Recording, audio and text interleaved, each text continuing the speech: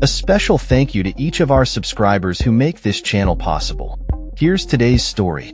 In a significant move that has stirred international reactions, the U.S. State Department announced on Thursday the imposition of sanctions on officials of the Palestinian Authority, PA, and the Palestine Liberation Organization, PLO.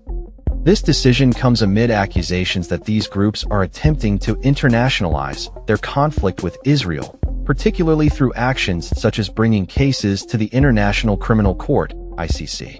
The State Department's statement highlighted that these actions are undermining the prospects for peace in the region. The sanctions include a visa ban for the targeted officials, although specific names were not disclosed.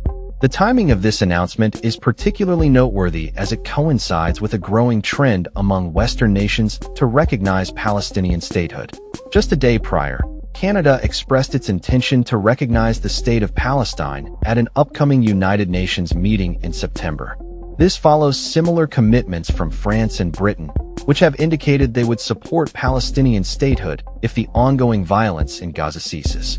The U.S.'s stance, articulated by Secretary of State Marco Rubio, underscores a commitment to holding the PA and PLO accountable for what is perceived as non-compliance with peace commitments and support for terrorism. The statement from the State Department accused both organizations of actions that not only internationalize the conflict, but also continue to support acts of terrorism. The PA and PLO, which have long sought recognition of Palestinian statehood, did not immediately respond to the sanctions. The backdrop of these sanctions is the ongoing humanitarian crisis in Gaza, which has escalated dramatically since the onset of the Gaza war on October 7, 2023. The conflict, ignited by a surprise attack from Hamas that resulted in the deaths of over 1,200 Israelis, has led to a devastating Israeli offensive that has reportedly killed more than 60,000 people in Gaza, predominantly civilians. The international community is increasingly concerned about the humanitarian implications of the conflict, with warnings of famine emerging from global hunger monitors. In response to the sanctions, Israeli Foreign Minister Gideon Sa'ar expressed gratitude to the U.S. for its moral clarity, suggesting that the sanctions expose the hypocrisy of nations rushing to recognize a Palestinian state while ignoring its alleged support for terrorism. The sanctions come on the heels of an international conference hosted by France and Saudi Arabia, aimed at reviving discussions around a two-state solution. Notably, both the U.S. and Israel boycotted this event, reflecting their discontent with the direction of international diplomatic efforts regarding the Israel-Palestine conflict. As the U.S. moves forward with these sanctions, questions remain about their impact on Palestinian diplomats, particularly in light of the UN headquarters agreement that generally allows foreign diplomats access to the UN in New York.